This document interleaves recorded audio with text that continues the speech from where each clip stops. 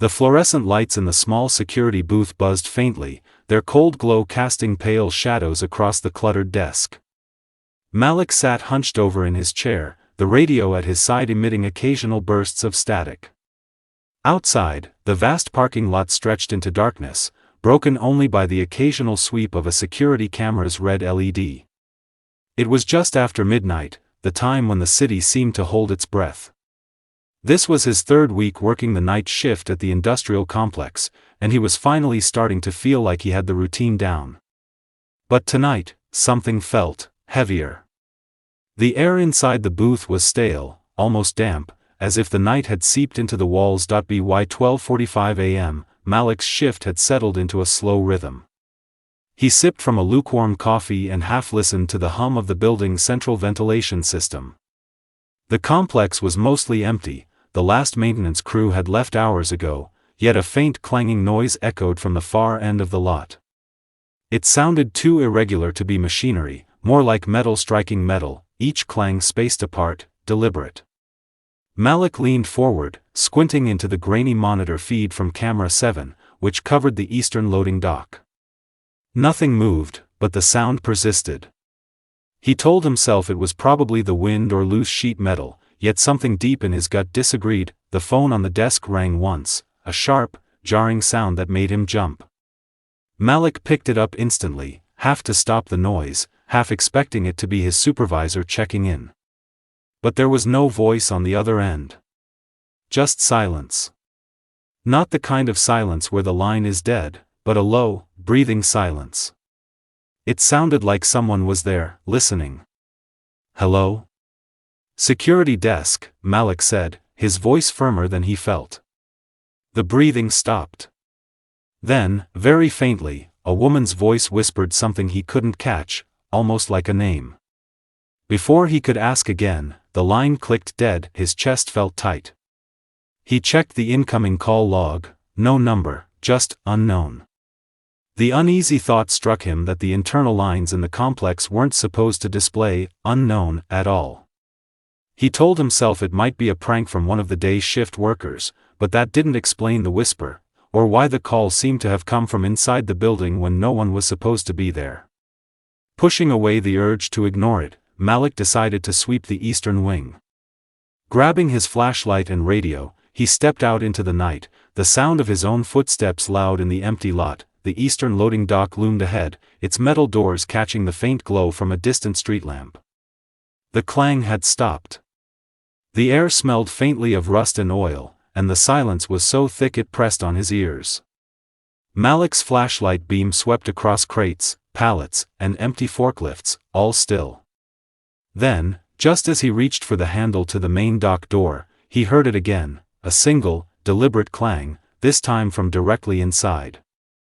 Malik's fingers tightened around the cold metal handle. For a second, he just stood there, listening. The night seemed to lean in closer, every sound magnified. The clang came again, this time followed by a dragging noise, like something heavy scraping along the concrete. Swallowing hard, he pulled the door open.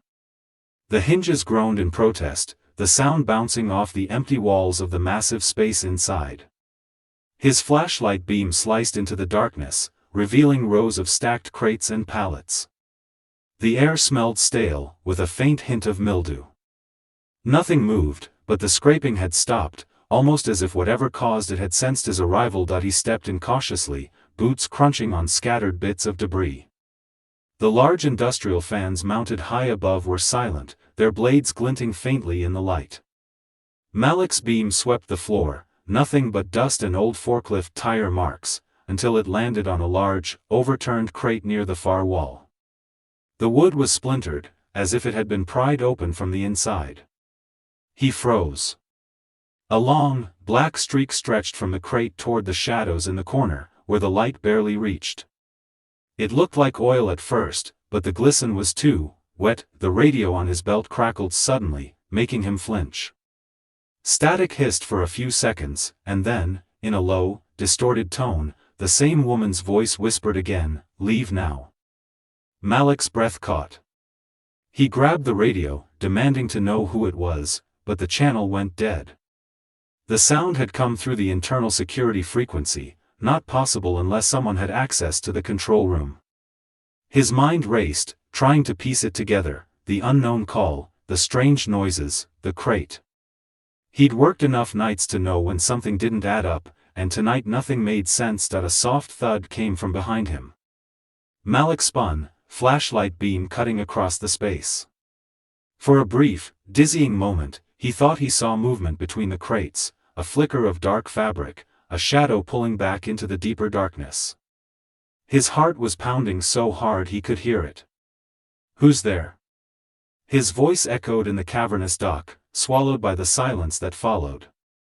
There was no answer, but the sensation of being watched was undeniable, crawling across his skin like static electricity. He backed toward the exit, every nerve on high alert. Just as his hand touched the door handle, a sharp metallic clang rang out again, this time directly above him. His flashlight shot upward, catching a glimpse of something on the catwalk, not fully visible, but there. A shape, tall and still, silhouetted against the faint spill of light from a high window. Then it moved, too quickly, vanishing into the shadows before he could process it. Malik's instincts screamed at him to get out, and he stumbled back into the night air, slamming the dock door behind him. But as he caught his breath, he realized he'd made a mistake. The figure hadn't been retreating. It had been moving toward the stairs. Malik's boots echoed on the cracked asphalt as he backed away from the loading dock. His breath formed quick, shallow clouds in the cool air, and the taste of rust lingered in his mouth. He forced himself to think logically. Maybe it was a trespasser, maybe a vagrant who'd found their way into the complex. But that explanation was falling apart.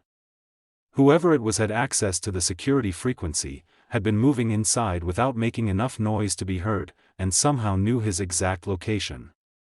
That whisper, "Leave now," wasn't a threat. It had sounded like a warning. He decided to head straight to the security control room.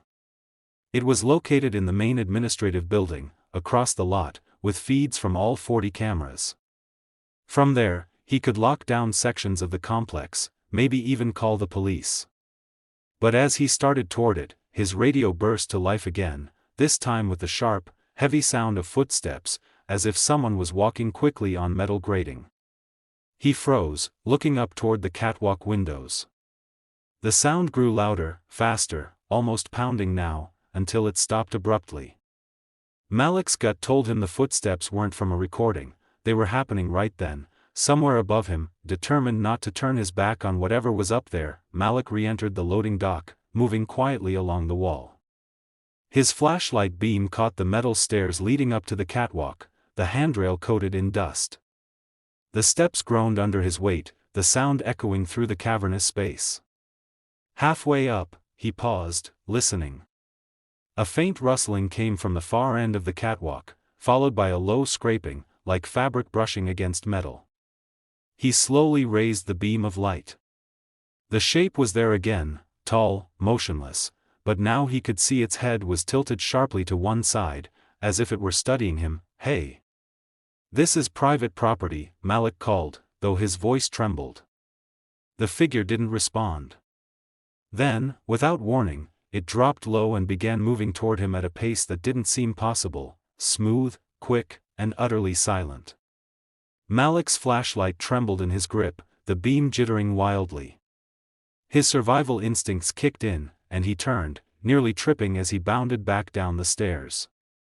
Behind him, the footsteps hit the metal in rapid succession, not running exactly, but gliding with unnatural speed. He hit the ground floor and sprang. Malik didn't stop running until the warm yellow glow of the main administrative building came into view. His keys rattled in his shaking hand as he jammed one into the front lock. Inside, the air was slightly warmer, but it did nothing to thaw the ice in his veins. The control room door was just down the hallway, behind a thick steel security latch. He stepped inside and locked it behind him, his breathing still ragged.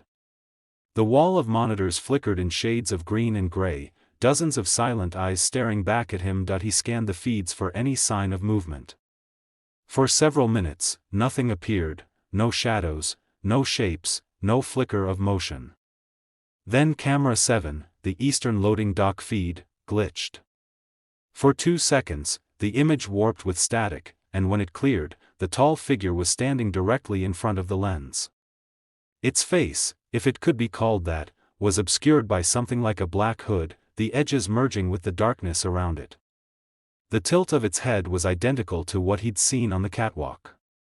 Malik reached for the phone to call the police, but when he looked back, the figure was gone. The landline gave only dead air, the same faint breathing he'd heard earlier. Malik slammed it down, his nerves fraying. Then he noticed something else. Camera 14, which covered the west gate, showed a man in a security uniform. Not his uniform. Not his face. The stranger stood perfectly still under the gate light, looking straight up at the camera, his mouth moving slightly as if speaking to someone who wasn't there. When Malik zoomed in, his stomach turned. The man's lips were forming the words "leave now." The radio at Malik's side crackled again, but this time it wasn't static. A deep male voice whispered, "You're not alone in here." The words were drawn out, deliberate. He spun in his chair, scanning the dim corners of the control room, but saw nothing. Every instinct screamed at him to get out, but his training, and curiosity, chained him to the monitors. Then, in the far left monitor, he saw it, the figure from the dock, now inside the main hallway of the building, moving with that same unnatural glide toward the control room door. The feed flickered, and the figure was closer. Flicker again, and closer still.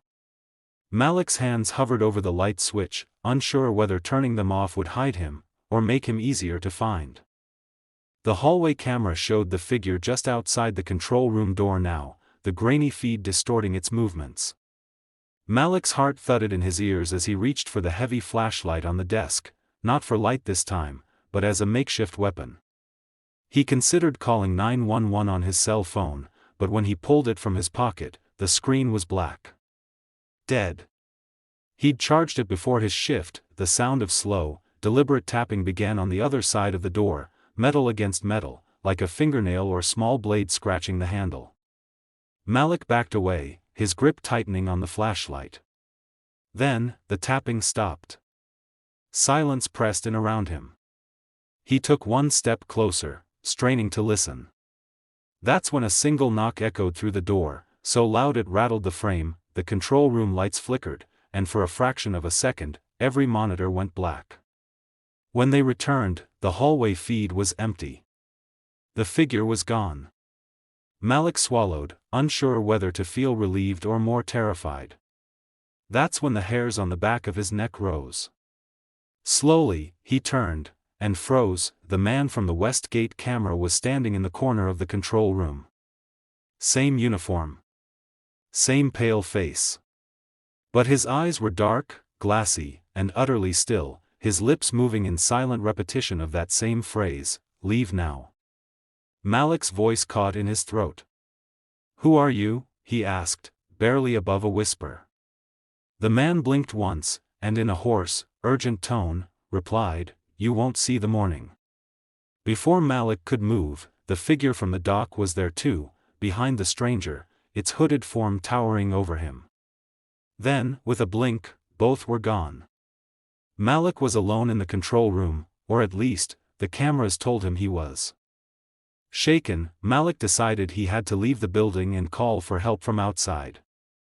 He grabbed his keys and bolted into the hallway, scanning every corner for movement. The fluorescent lights overhead buzzed faintly, but every few seconds, one would flicker out, leaving patches of darkness he had to pass through. Each time he stepped into one, he half expected to feel cold fingers on his shoulder. He was halfway to the main exit when something caught his eye. The basement access door was ajar. No one had been down there in weeks, and Malik knew for certain he hadn't opened it tonight. From the crack between the door and the frame, a dim amber glow spilled out, flickering like candlelight. And faintly, drifting up the stairs, came the sound of murmuring voices. Not one voice, several, overlapping, speaking too low to understand. Against his better judgment, Malik stepped closer, trying to make out words. The air from the stairwell was warm, almost humid, carrying a faint metallic scent. As he leaned in, the murmuring stopped abruptly. The silence that followed was absolute, heavy. Then, from deep below, came the same metallic clang he'd first heard at the dock, only this time, it was followed by the creak of footsteps ascending the stairs. The glow from the basement flickered, then began to fade, as if whatever was carrying the light was moving away. Malik's instincts screamed at him to shut the door and run, but his legs wouldn't move. He could hear the footsteps more clearly now, slow, deliberate, unhurried. Something was coming up from the basement, and it didn't care if he knew it. The last light from the stairwell winked out, and the darkness at the bottom of the stairs seemed to thicken. Then, in the blackness, two small points of pale reflection appeared, hovering at about eye level. They swayed slightly, like someone was tilting their head in the dark. Malik's hands went numb. Malik's breath hitched as the pale reflections in the darkness shifted, rising slightly as if whoever, or whatever, owned them had straightened its posture. The footsteps on the basement stairs were steady, almost lazy, echoing up toward him. Against every instinct, Malik felt himself stepping forward. Each creak of the old wood under his boots was answered by one from below. He reached for the door to slam it shut, but before he could, a voice drifted up from the darkness. Not the whisper from before, not the pale man's warning, but something deeper, sharper. "You came here to watch. Now you will see." The word seemed to vibrate in the air, crawling across his skin. Then the amber light flared again, not from candles, but from rows of old industrial lamps flickering to life one by one, revealing the basement below. The space was much larger than Malik expected, a wide, open chamber lined with concrete pillars, the air thick with heat and a metallic tang. Shadows clung stubbornly to the far walls despite the lights. At the center of the room was a ring of old chairs, each occupied by someone sitting perfectly still. They were all wearing outdated uniforms, not just security, but postal, maintenance, even a nurse's scrubs, all night shift workers. Their heads hung low, hands resting neatly in their laps. Malik froze on the top step. The seated figures all turned their heads toward him in perfect unison. In the same flat tone, they said together, "Join us." The sound was dry, like dead leaves. Then, without moving their bodies, their eyes began to roll upward until only the whites showed, and the shadows on the far wall started to ripple as though something was moving behind them. Malik's grip on the flashlight tightened until his knuckles burned. He shone the beam across the faces of the seated figures. Some looked like they'd been dead for decades, skin pale and tight over bone, eyes clouded, yet their mouths moved in silent formation, as if speaking words only the shadows could hear. Others looked freshly alive, breathing slow, their skin beaded with sweat. One figure, a woman in a faded diner waitress uniform, slowly stood. Her movements were stiff, like her joints resisted each step. She began walking toward Malik, eyes locked on his. As she moved into the light, he saw that her neck bore a deep, ragged bruise in the shape of a hand. She stopped at the bottom of the stairs, tilted her head, and said in the same flat tone, "Once you work the night, it keeps you." The shadows on the far wall surged forward, spilling into the room like liquid darkness. Malik stumbled back a step, the air suddenly heavy and hard to breathe. From within the shadows, tall, hooded figures began to emerge, more than one now, moving with the same silent, unnatural glide as the one from the dock. The circle of seated workers didn't react, their eyes rolled fully white again as the darkness pooled at their feet. Malik turned to run, but the stairwell behind him seemed longer than before, the top further away. His flashlight flickered, and for a moment, the basement vanished entirely, replaced by flashes of other places, a hospital ward at night, a deserted subway platform, a lonely gas station. In each vision, he saw a night worker alone, eyes widening as something moved toward them in the dark. The beam steadied, and the basement was back. The waitress was still there, staring at him with unblinking eyes. "It's your shift now," she whispered. Malik backed up the stairs as fast as he could without turning his back. The shadows didn't follow at first, only rising and swaying like a living tide. Halfway up, the man in the old security uniform appeared at the top of the stairs, blocking the way out. His glassy eyes locked on Malik, his lips forming the same words again, "Leave now," but this time, he spoke them aloud. "You can leave, Malik. But only if someone takes your place." His tone was calm, almost conversational, as though discussing a work schedule. "That's how it's always been. One leaves, one stays. No empty shifts." Malik's throat tightened. "What happens if I don't choose?" The man's smile was thin and humorless. "Then the night chooses for you." Behind Malik, the sound of the seated workers rising from their chairs filled the air, each movement deliberate, synchronized. The hooded figures moved among them, their hands resting on shoulders, guiding them forward. Malik's mind raced. He could name people, anyone, but the idea of condemning someone else was unthinkable. And yet, he could feel the cold, patient presence of the night itself pressing in around him. He remembered the flashes from before, the other workers in the hospital, the subway, the gas station. Was this how they ended up here? The man's head tilted. "Time's up."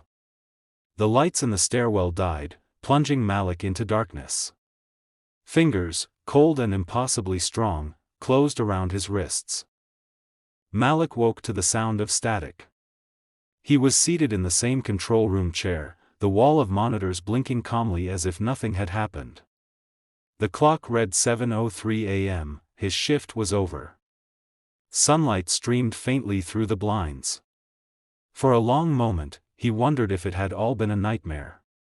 But then he saw the basement access key sitting on the desk in front of him, a key he'd never possessed before. On camera 7, the Eastern loading dock, a new face appeared, a young man in a fresh security uniform, looking around nervously. He was holding a clipboard and checking the time, clearly just starting his first shift. Malik leaned closer to the monitor, and for the briefest moment, the young man seemed to look directly at him, his expression faltering. A knock came at the control room door. Malik turned, and there stood the man in the outdated uniform, smiling faintly. "Morning shift's here," he said. "You're free to go." Malik stood, his movements strangely automatic, and walked past him into the hallway. Outside, the sun was bright, the lot quiet. But as he glanced back through the glass, he saw himself on the monitor, sitting in the control room chair again, head tilted at that unnatural angle. The pale man's voice echoed in his mind as he stepped off the property, "One leaves, one stays."